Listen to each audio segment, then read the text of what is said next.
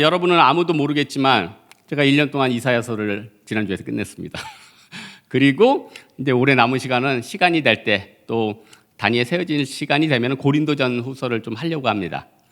일단은 고린도 교회도 중요하지만 고린도가 어떤 곳이란가가 중요하겠죠. 쉽게 얘기해서 알렉산더 대왕이 그 스파르타를 이제 나중에 접수를 했죠. 이제 아테네가 스파르타한테 깨졌잖아요. 필레폰네소스 전쟁이라고. 그래서 그 전쟁에 져서 스파르타가 패권을 잠깐 잡다가 알렉산더가 다 쓸어버렸어요. 그런데 그때 세 도시가 가장 유명했어요.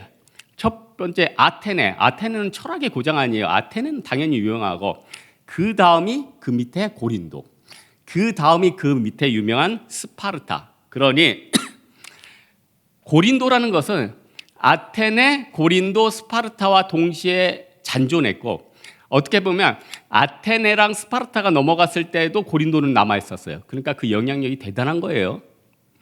그러다 보니 정말 나라가 어떻게 보면 부유했겠죠. 또 문제도 많았어요. 여기는 그 아프로디테, 이런 말하면 유치한가? 뒤로디테인지 아프로디테인지, 이 아프로디테 신전이 있었어요. 여사제 1000명 있고 굉장히 음란한 도시였고, 항구 도시였고, 또 하나 이 종교성이 굉장히 많았어요. 아무래도 철학의 본도시 아테네가 옆이 있으니 영향을 안 받았겠어요? 또 왼쪽에는 그 군국주의의 제왕 스파르타가 있으니 군사에 대해서 관심을 안 가졌겠냐고요. 사람은 상호 영향을 받지 않아요? 그러니까 어떻게 보면은 고린도 교회는 중국, 일본 사이에 끼는 우리나라처럼 그런 지정학적인 위치를 가진 나라였어요. 그런데 여기에 사도 바울이 2차 전도 여행을 했잖아. 빌립보, 데살로니가, 베레아, 아덴, 고린도. 그래서 마지막으로 세운 교회가 이 고린도예요. 그러나 워낙 이 문제가 많을 거 아니에요. 세상적인 곳에 거기서 복음 증거하고 교회를 세웠지만 세속성이라는 건 남아있는 거 아니에요? 그래서 이 문제를 해결하기 위해서, 그 문제 해결을 위해서 쓴 게 고린도 전서예요. 고린도 후서는 문제가 해결된 다음에 썼기 때문에 편안하게 읽으면 돼요. 그러나 고린도 전서는 치열하게 읽어야 돼요. 고린도 교회 안에 있는 문제가 이 지상의 교회도 있어요. 여러분, 지금 교회 안에서 어떤 일이 벌어지는지 아세요? 서로 말하지 마세요. 지상의 어떤 교회도 마찬가지예요. 인간들이 사는 곳에는 우리가 생각지도 못할 말도 안 되는 일이 막 벌어지고 있어요. 폭력이 있고 살인이 있고 분쟁이 있고 간음이 있고, 이 엄청난 일들이 살아있는 인간, 죄된 인간들 때문에 벌어지고 있다는 거예요. 그러니 사도 바울이 그 대사도가 이 고린도 교회를 지었지만은, 이 고린도 교회를 지은 다음에 당연히 문제가 있었겠죠. 그 문제가 뭐였냐? 파당을 짓는 문제예요. 교회 안에서 전체가 하나 된 교회는, 지상 교회는 없습니다. 다 생각이 달라요. 교육자도 생각이 다르고, 집사님도 생각이 다르고, 권사님도 다르고, 다 달라요. 그래서 여기는 4가지 파가 있었대요. 나는 바울파다.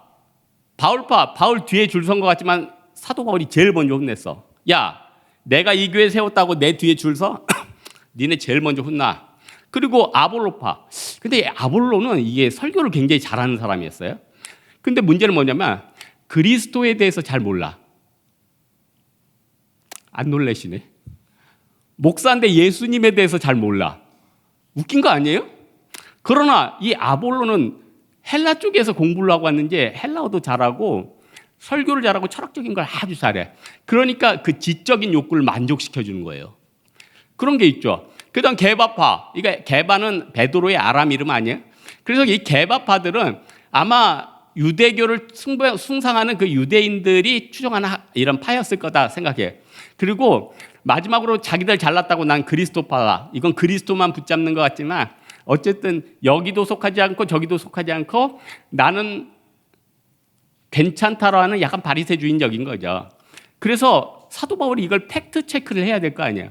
여러분, 어느 지도자도 그렇고 어떤 일도 그래요. 항상 팩트 체크를 해줘야지 그 일에 대해서 진위가 가려지는 거예요. 근데 팩트 체크를 제대로 못하면 어떤 착한 사람은 폴스가 돼 있고요, 어떤 트루의 사람도 폴스가 돼 있어요. 그리고 이 거짓이 진실로 막 바뀌는 일이 있어요. 물론 안 해도 결국 시간 지나면은 다 밝혀지긴 해요. 다 밝혀져요. 정의는 살아있게 돼요. 왜냐면은 교회의 주인은 누구? 하나님이기 때문에. 그러나 그래도 이 동안 살아있을 동안에 사도 바울은 자기가 지도자니까 팩트 체크를 하고 싶어서 글로의 집사님한테 물어본 거예요. 글로의 집사님은 어떤 분이냐면은 이분은 아까도 얘기했잖아. 앞으로 뒤에 있던 거 뒤로 뒤인지 그거 섬기다가 바울의 전도로 예수님을 영접하고 또 부자였대요. 그래서 종들도 있어가지고 종들 편으로 바울에게 실체를 다 알려준 거예요. 그래서 바울이 그 실체를 알게 된 거야. 아, 여기서 이 파들이 나눴는데 이 파들이 어떤 일을 했느냐. 세례를 통해서 자기 편을 만든 거예요. 저는 세가족부를 담당하고 있죠. 세가족부를 담당했는데 1진이든 2진이든 3진이든 4진이든 이제 배치가 될 거 아니에요? 마찬가지로 그 진에 속하면 그 진에서 선교도 가고 영향력을 끼치고 그 진에 기여가 되든지 뭐 해가 되는 일은 별로 없겠지만 그렇게 지낼 거 아니야? 마찬가지로 자기들 파에 끌어가지고 영향력을 키우는 거예요. 그래서 이 세례를요, 자기가 미는 사람한테 받게 하는 거예요. 야, 새가족 등록했다. 아볼로 목사님한테 받아 하면 걔한테 열심히 받는 거예요. 아볼로 목사님한테 받은 사람들이 점점 늘어나는 거예요. 그래서 사도 바울이 내가 그리스도와 아비오 외에는 세례를 주지 않은 걸 감사하다. 나는 교회 개척해서 몇 명 세례를 안 줬어. 니놈들이 자꾸 세를 불리는 걸 보니 내가 세례를 많이 줬으면 얼마나 내 뒤에 쓰면서 교회를 난잡하고 혼잡스럽게 만들었겠니 하고 사도 바울이 징계를 하는 거예요. 그래서 여러분, 우리는 어떻게 해야 됩니까? 우리는 내가 하나님 앞에서 항상 진리로 가는 데 힘써야 돼요. 왜냐, 세상과 세상의 험한 것들은 온갖 우리를 악한 쪽으로 치우치게 하거든요. 사람도 악화가 양화를 구축하게 되고요. 좋은 것보다는 나쁜 얘기가 더 빨리 퍼지게 했어요. 그래서 예수님께서 마태복음 7장에 뭐라고 하십니까? 비판을 받지 아니하거든 비판을 하지 말라. 너희의 비판하는 그 비판으로 너희가 비판을 받을 것이요.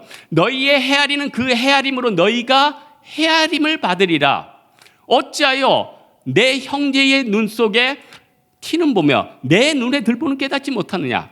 보라, 내 눈 속에 들보가 있는데 어찌 내 형제에게 내 눈에 티를 빼게 하려 하겠느냐. 어리석은 자여, 먼저 내 눈에 들보를 빼라. 그리고 난 후 밝히 보고 내 형제의 눈에 티를 빼리라. 무슨 얘기예요? 우리는 다 죄인이 되는 거예요. 다 죄인이고 다 연약하고.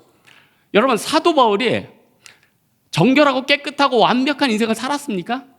사도 바울의 고백이 뭐예요? 로마서 7장에 내 속, 내 육신의 선한 것이 내 안에 거하지 아니니 내가 원함은 내게 있으나 내게 선함은 없도다. 내가 원하는 바 선을 행하지 아니하고 원치 아니하는 바 악을 행하나니 만일 이것을 행하면 내가 하는 것에는 내 안에 있는 죄니라. 내가 속사람으로 하나님의 법을 즐거워하되 내 지체 속에 한 다른 법이 있어 내 마음의 법을 내 마음속에 있는 죄의 법으로 나를 사로잡는 것을 본다. 오라 나는 공관자로다. 이 사망의 몸에서 누가 나를 건져내라. 우리 주 그리스도께로 감사함이라다. 그러므로 내가 마음으로는 하나님의 법을 육체로는 죄의 법을 섬기노라. 사도 바울도 날마다 떠오르는 이 더러운 생각들, 미움의 생각들, 증오의 생각들, 음욕의 생각들, 남을 죽이고 싶어하는 그런 생각들 날마다 끌었을 거예요. 물론 우리보다 조금 나았겠죠. 그러나 절대 하나님에 비추면 우리는 죄인 괴수인 거예요. 오직 사도 바울도 열받았으면 알렉산더 얼마나 괴롭혔는지. 그놈 오면은 주님께서 손봐 주신다고 써놨잖아요. 알렉산더 오기만 해봐라. 주님께서 맛봐준다. 인자가 그 영광 가운데 천사들과 함께 오르니 자기 영광의 보좌에 앉아서 모든 민족 가운데 목자가 양과 염소를 몸같이 양은 우편에 염소는 왼편에 두리라. 그래서 너를 심판한다는 거예요. 여러분, 심판자는 하나님이에요. 우리 인간이 아니에요. 우리는 뭐예요? 네 소위만 바라보라. 네 소위만 바라보라. 네 연약함만 바라보라. 여러분, 우리가 지금 남 디스할 때입니까? 우리가 남의 흠을 볼 때예요? 너의 영혼은 날마다 죽어가고 있잖아요. 언제 죽을지 모르는 게 모세가 시편 90편에 뭐라고 해요? 우리의 연수가 70이요 강건하면 80일째라도 그 자랑은 수고와 슬픔뿐이요 신속기간에 우리가 날아가나이다. 모세가 그랬잖아요. 날아가나이다. 제가 지난주에 아테네하고 그 스파르타 얘기를 잠깐 했었는데 아테네와 스파르타는 얘기 안 할 수가 없어요. 고린도랑 옆에 있었으니까. 그런데 스파르타는 늘, 고린도는 그래도 군사력이나 여러 가지는 좀 두 개보단 떨어졌어요. 스파르타가 항상 이겼어요. 근데 그럴 수밖에 없는 게 아테네는 민주주의고 지금으로 말하면 민주사회예요. 그리고 스파르타는 군국주의예요. 걔네들은 마인드가 뭐냐면 내가 전쟁을 일으켜서 재산을 끌어당기고 하는 거예요. 내가 전쟁을 일으켜서 노예를 잡아와야 되는 거예요. 그래서 아테네가 같이 기르면 좋은데 이 소피스텐 논쟁도 하고 뭐 이 사람 저 사람 철학적인 것만 하다 보니까 이 군사력이 조금 떨어지는 거예요. 그래서 필로폰네소스 전쟁이라고 굉장히 중요한 전쟁이 있어요. 아테네하고 스파르타랑 싸워서 결국 그래서 아테네가 졌어요. 그래서 속국이 돼버렸어. 그러니까 어떻게 돼요? 민주주의 깨지는 거예요. 그때 각성하기 돼요.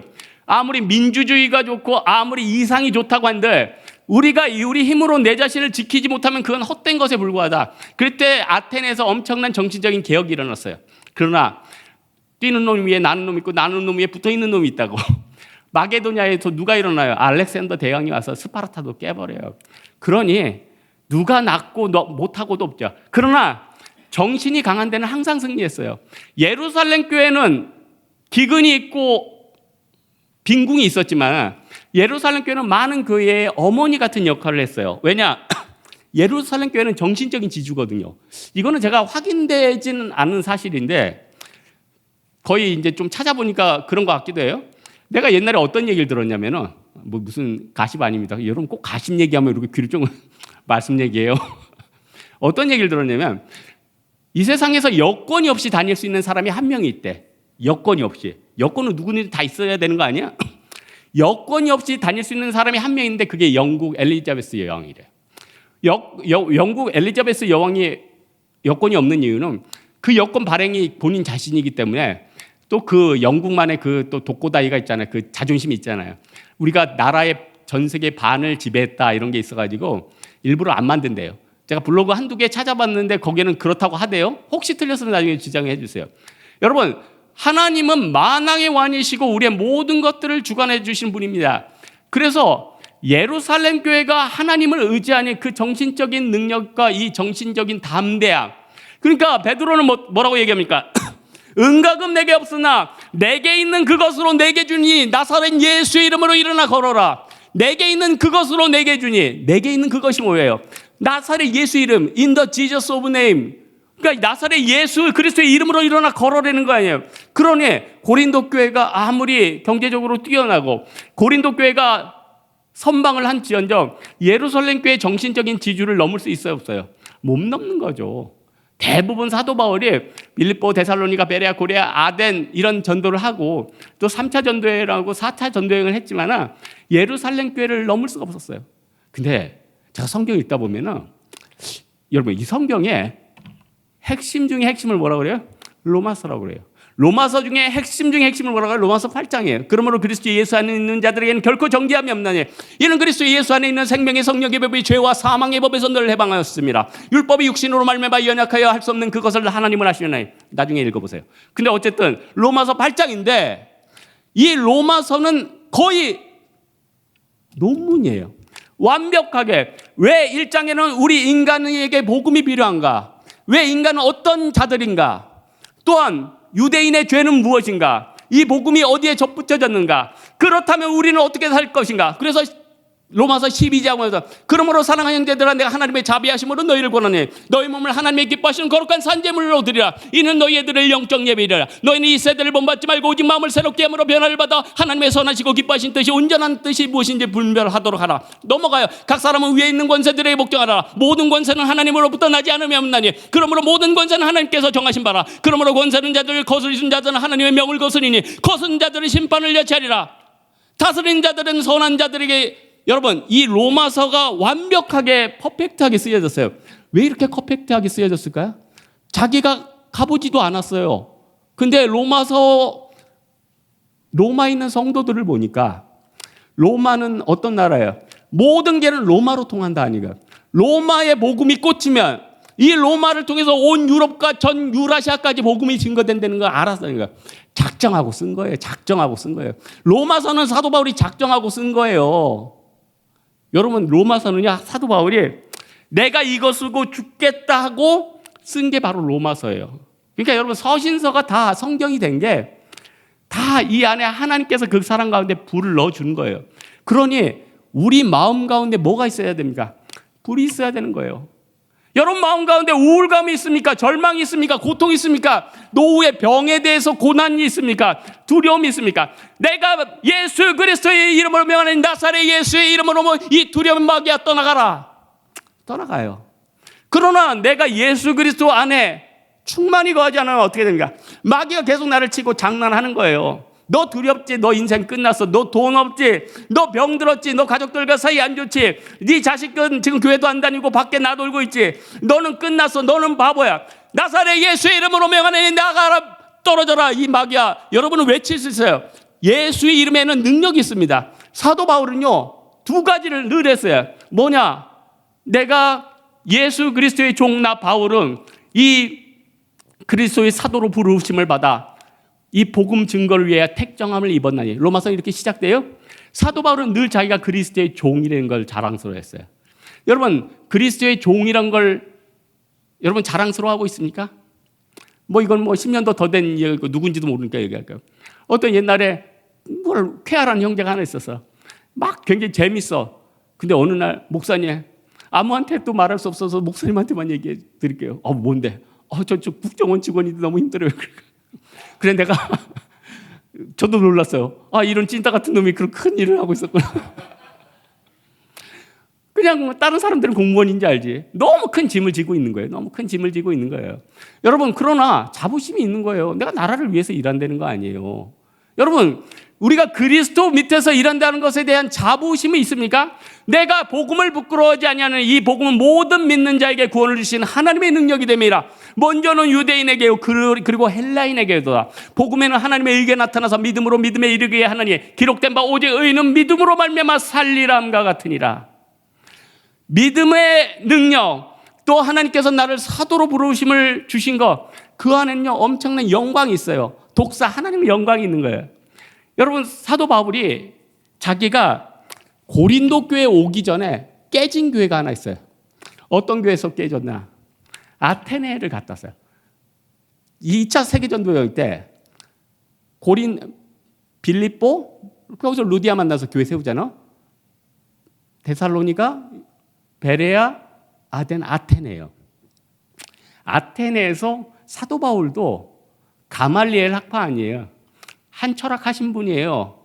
그래서 이 철학을 가지고 그 사람들이 했는데, 미련하게 예수 그리스도만 전하는 것보다는 약했다는 거죠. 근데 저는 이건 뭐 여담이긴 한데, 제가 총신대학원 다닐 때만 해도 철학 시험을 봐야 됐어요. 요즘은 우리 전선생님한테 물어보니까 요즘은 안 본대요. 근데 좀 아쉬워. 철학은 한번 이렇게 쭉 보면 이제 좋거든요. 철학을 보면 왜 좋냐면, 이 그리스도의 복음이 얼마나 강력하다는 걸 더 깨닫는 거예요. 이 복음이 얼마나 대단하고 이 성경이 이렇게 완벽하게 쓰여졌구나, 이걸 깨달아요. 그래서 참 좋아요. 그래서 사도 바울이 깨닫는 게 뭡니까? 그렇게 유명한 아테네에서 말하는 것들 아무것도 아니구나. 그 소피스트들 보면은 그 말은 궤변론자 아니에요? 자기의 논리를 관철시키려고 이 얘기 저 얘기 하니까 그 가문이설에 다들 넘어가요. 그 논리에 다 무릎 꿇어요. 그러나 예수 그리스도는 어떻게 보면 논리적으로 설명이 안 되는 부분이 있지 않아요? 너희는 모든 민족을 제자들 삼아 아버지와 아들과 성령의 이름으로 세례를 주고 내가 너희에게 가르쳐 지킨 것을 분부하며 지키게 하라. 볼지어다 내가 세상 끝날까지 너희와 함께 있으리라. 이 말씀이 마치신 후에 예수께서 하늘에 올라가사 구름이 가리려 보이지 않게 되었더라. 그 다음 구절은 잘 모르겠죠? 근데 그 다음 구절 세상 사람들 봐요. 이게 뭐야? 이거 끝에가 황당하네. 하늘로 올라가시니 구름이 가려서 뭐야? 슈퍼맨이야? 그러나 우리는 믿죠. 왜 믿죠? 우린 믿으니까. 우린 믿었잖아요. 제가 세계적인 목사님, 누군지는 얘기 안 할게요. 돌아가신 분이에요. 세계적인 목사님인데 그분은 너무 유머 감각이 좋은데 그분은 절대 설교할 때 유머를 안 써요. 너무 신기하잖아요. 아니, 성도들 한번 빵빵 터뜨려 보는 게 목사님들 소원일 수도 있어요. 저도 10여 년 동안 여러분 못 웃겨봤어요. 앞으로도 웃길 생각도 없어요. 그러나 저는 이미 이제 유머의 영이 떠났어요. 저는 10년 전에 조금 웃겼어요. 근데 지금은 유머의 영이 떠나갔어요. 인생이 어렵다 보니까 이제 유머가 없어요. 근데 이 목사님이 저한테 굉장히 위로되는 얘기를 하더라고요.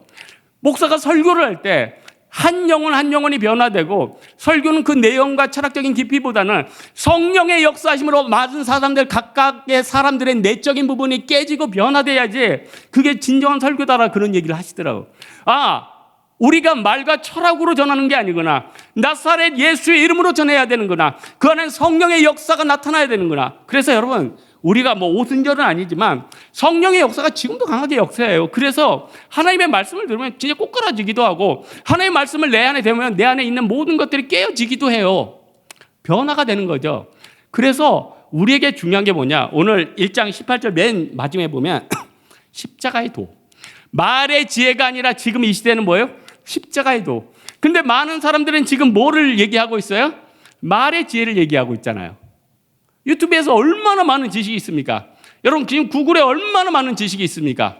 여러분, 나중에 어떻게 돼요? AI 질질 끌려다닐 거예요? 여러분, 자체적인 생각을 못해. 그러나 생각할 수 있는 거 있죠. 하나님 말씀이 내 안에 있으면 내가 생각할 수 있죠. 내가 기도의 영이 나에게 부어지면 내가 생각할 수 있죠. 그 다음에 내가 이 세상을 좌지우지할 수 있는 강력한 사람이 된다는 거예요. 이게 좀 어떤 인터넷에 이렇게 써 있는 글이길래 내가 좀 적어왔어요. 내가 죽고 나서 100년이 흐르면 어떻게 될까? 이런 글이에요. 나의 가족이나 친구 알던 사람들 모두 이 세상에 없을 것이다. 100년 지나니까 없겠죠? 내가 지금 살려고 마련한 바닷가의 집도 누군가 다른 사람이 살고 있을 것이다. 이거 참 우리 아버님 친구가 집 진짜 크게 잘 지었거든요. 우리 아버지 막 놀러 오랬는데 딱 10일 살다가 돌아가셨어요. 그렇게 돼요, 인생이. 나의 재산도 또 다른 누군가의 소유가 될 것이다. 세월을 함께한 책장과 몇 개의 가구들도 모두 폐기물이 되고, 나를 태워줬던 고마운 차도 고철덩어리가 될 것이다. 나는 바로 죽은 후에는 얼마 동안 가족과 몇몇의 기억 속에 남았다가 그 후로는 사진으로 있다가 무로 돌아갈 것이다. 그리고 나의 후손들은 기억조차 하지 못할 것이다. 3, 4년 전쯤인가 나의 초상화가 지하실 문 앞에 구석에 다른 헌 액자들과 함께 먼지를 뒤집어 쓰고 있는 것을 봤다. 의뢰인이었던 화가가 그려준 것이다. 내가 죽은 후에는 거추장스러운 물건이 될 것이다. 아파트에서 혼자 살다 죽는 노인들이, 물품들이 쓰레기장에 요즘 그렇게 많이 나온다고 한다. 전도서 2장 18절에 보면요, 그 솔로몬이 어떤 얘기했습니까? 내가 해 아래서 한 모든 수고를 미워했다고 그래요. 큰 집을 짓고 성을 짓고 또 첩을 누리고 또 왕궁을 짓고, 이는 내 뒤에 이를 이을 자에게 남겨주게 됩니다. 르호보암에게 다 남겨줬죠. 근데 다 어디 갔어요? 르호보암도 나라 반땡이 뺏기고 그도 죽고 다 흩어지는 거예요. 여러분, 우리가 이 시대에 어떻게 살아야겠습니까? 에베소서 6장, 저거 요즘 에베소서 6장이 너무 좋아져 묵상 되게 많이 하는데, 에베소서 6장 18절에 모든 기도와 간구를 하되 성령 안에서 기도하랬어요. 여러분, 기도를 하는데 어떻게 해야 돼요? 성령 안에서 기도해야 돼요. 그 다음 어떻게 해야 돼요? 깨어 구하기를 항상 힘쓰래요. 깨어 구해요. 또 여러 성도를 위해서 구해야 된대요. 여러 성도. 여러분, 이번 주에 다른 성경 바꾸면 에베소서 6장 읽으면 너무 좋아요. 부모와 자식 간의 관계.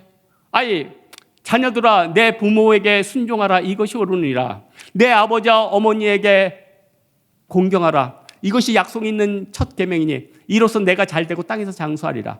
또 아비들아, 내 자녀들을 노엽게 하지 말라. 오직 주의 교훈과 훈계로 양육하라.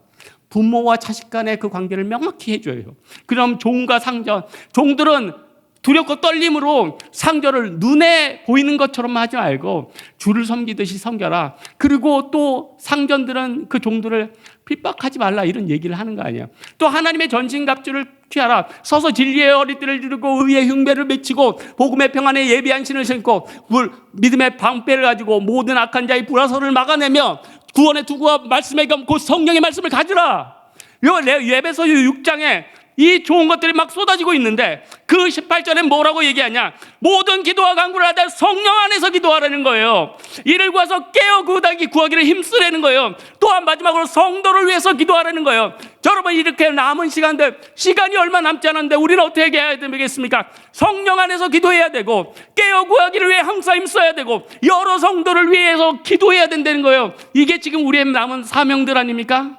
사도 바울은 자기 안에 오직 그리스도만 존귀했어요. 그래서 사도 바울은 왜 축복받는 사람이냐? 그는 시행착오가 없어. 그냥 다메섹 도상에서 예수 그리스도를 만났어요. 사울아 사울아 왜 내가 나를 비박하느냐. 가시채를 뒷발질하기가 내게 고생이라. 가시채를 뒷발질하는 게 뭐예요? 가시 같은 걸로 소의 엉덩이를 계속 찌르는 거예요. 그러면 소는 어쩔 수 없이 움직여요. 그러나 뒷발을 차겠죠. 하지만 주인은 더 세게 찔러요. 사도 바울이 유대교에 있어서 그리스도를 핍박하고 그리스도를 따라가는 사람들을 죽이며 살아갔을 때는 하나님께서 그에게 계속 징계를 주시고 마음의 평안함을 안 주시는 거죠. 가시채를 뒷발질하기가 네가 얼마나 힘드냐. 더 이상 불순종의 길로 가겠느냐 이거예요. 여러분 우리가 더 이상 불순종의 길로 가야 되겠습니까? 이제는 순종할 때가 되지 않았습니까? 40대가 되고 50대가 되고 60대가 되었단 말이야. 이제는 자다가 깰 때가 됐으니 어둠이 깊고 밤이 깊었으니 낮이 가까웠으니 그러므로 어둠의 일을 벗어버리고 낮에 같이 단정히 옷을 행하다. 여러분 사도 바울은요 이미 어둠을 다 경험했어요. 그래서 어둠의 일을 벗어버리고 빛의 갑옷을 입었어요. 낮에와 같이 단정히 행하고 술 취하거나 방랑하지 아니하며 음란하거나 호색하거나 다투거나 시기하지 아니하고 오직 육신의 정욕을 위해 너의 육신의 일을 도모하지 말라고 그랬어요. 왜냐? 그것들이 다 헛되니까. 저는 전도서를 너무 좋아해가지고 전도서를 너무너무 많이 읽었어요. 옛날에 10여 년 동안 매 주일날 아침에 오면은 저는 전도서 1장부터 12장까지 다 읽고 시작했어요. 너무너무 많이 읽었어요. 그런데 전도서 1장 1절에 보면 재밌어요. 다윗의 왕, 예루살렘의 왕, 전도자의 말씀이라. 다윗의 왕, 예루살렘 왕, 전도자의 말씀이라. 자기가 솔로몬인데 솔로몬이라는 얘기를 안 해요. 여러분 저도 옛날에 책 한 10권 정도 썼는데 책이 한 권 나올 때마다 제 이름이 바뀌면 참 기분이 좋더라고요. 거기 이름을 안 바꾼다 그러면 저는 항의했을 겁니다. 왜냐? 이름이 나오는 게 좋은 거예요. 만족한 거고 이게 누가 썼는지를 아니까. 그러나 잠언 3,000편을 쓴 솔로몬도 헛되고 헛되니 모든 것이 없다더라. Vanity of vanity, all is vanity. Meaningless, meaningless, everything is meaningless. 아무것도 의지가 없는 거죠. 해는 뜨고 해는 지되 땅 그대로 있고 모든 수가 헛되어 바람을 잡는 것이로다. 모든 사람이 때가 있으니 날 때가 있고 죽을 때가 있고 심을 때가 있고 심은 것을 뽑을 때가 있고 죽을 때가 있고 살릴 때가 있고 헐 때가 있고 세울 때가 있고 돌을 던질 때가 있고 돌을 안을 때가 있고 아는 것을 안을 때가 있고 아는 것을 멀리할 때가 있느니라. 전도서의 고백이 뭐예요? 이 세상의 모든 것을 얻고 돌아가는 인생의 마지막 절규예요. 솔로몬 훌륭한 사람이에요? 안 훌륭한 사람이에요? 훌륭한 사람이에요. 많은 사람들이 열왕기상하 보면서 착각을 해요. 로보암 때 많은 사람들이 야, 네 아버지 때문에 그래 노역을 해가지고 우리가 힘드니까 너는 그 짐을 낫게 해줘라. 그래서 우리는 솔로몬을 이렇게 생각해요. 이방 여인들 받아들이고 맨날 백성들 노역시킨 자기만 배불리 터진 금수저 중에 금수저. 그래서 솔로몬 평가가 안 좋아요. 그러나 열왕기상하 잘 읽어보세요. 솔로몬 때 모든 백성들이 무화과 나무와 포도나무 안에서 평안히 살았다고 해요. 솔로몬 때 돈을 막 불어가지고 백성들에게 임금을 터뜨려줬어요. 골디락스의 시대였단 말이에요. 솔로몬 시대 때는 사람들이 그 지혜로운 판결 때문에 평안히 살았다는 거예요. 그러나 시간이 지나고 악하가 양아를 구축한 다음에 어떻게 살고 있습니까? 네 아버지 때문에 우리가 인생이 이렇게 됐다고 원망과 불평과 시기를 하고 있는 거예요. 그게 뭡니까? 그게 별로 우리 인간의 죄성이라는 거예요. 하나님께서 우리에게 1계명, 2계명에 왜 그토록 우상숭배를 강요해야 합니까? 하나님께서 이 모든 말씀을 말씀하여 이르시되 나는 너를 애굽 땅 종되었던 집에서 인도해낸 여호와니라. 너는 나 외에 다른 신들을 내게 두지 말라. 너는 너를 위해 새긴 우상을 만들지 말고 위에 하늘에 있는 것들은 아래로 땅에 있는 것들 땅 안에 있는 모래니나 어떤 것도 만들지 말고 그것들에게 절하지 말고 그것들을 섬기지 말라. 나 내 하나님 여호와는 질투하는 하나님들 나를 사랑하는 자의 계명을 할게 3, 4대까지고 나를 미워하는 자의 계명에 1000대까지 나를 사랑하는 자에게 1000대까지 은혜를 베푸느니라. 하나님은요 이 시대에 치유될 수 없는 부분을 죄와 슬픔을 우상이라고 보고 있는 거예요. 여러분 우리는 우상 어떻게 보면 전도서의 솔로몬은요 마지막에 우상을 던져버린 거예요. 저는 전도서를 계속 그동안 진짜 수백 번을 읽었는데 전도서 하면서 솔로몬은 안타깝게 갔구나. 아니에요. 막판에 깨달은 거예요. 너무 감동. 야 이거 영안이 열리니까 솔로몬이 달리 보이는 거예요. 우리가 이 오늘 말씀의 결론을 맺겠는데 고린도전서는 1장부터 16장까지 있습니다. 16장까지 중에서 최고 핵심장은 뭐예요? 고린도전서 13장. 내가 사람의 방언과 천사의 말을 할지라도 내가 사랑이 없으면 소리나는 구리와 울리는 꽹과리가 되고, 내가 예언하는 능력이 있어 모든 비밀과 모든 지식을 알고 또 산을 옮길 만한 모든 믿음이 있을지라도 사랑이 없으면 내가 아무것도 아니요. 내가 내게 있는 모든 것으로 구제해주고 내 자신을 불사르게 내어질지라도 사랑이 없으면 내게 아무 유익이 없느니라. 사랑이에요. 사랑은 이 모든 것들을 볼 수 있습니다. 사랑은 우상을 보게 버릴 수 있습니다. 이 사랑은 어디서 과연 오는 것입니까? 그리스도로부터 오는 거예요. 예수 그리스도의 십자가로부터 오는 거예요. 산소망과 죽음과 사망 권세에서 일어나신 예수 그리스도로 말미암아 일어날 수 있는 거예요. 우리가 다음 주에는 고성을 가야 됩니다. 주여 우리에게 일꾼을 보내주옵소서. 주여 우리의 마음을 불붙여 주옵소서. 내 안에 있는 사망 권세와 열등감을 십자가의 능력으로 물리치게 해달라고 기도하는 여러분 되기를 주님의 이름으로 축원합니다.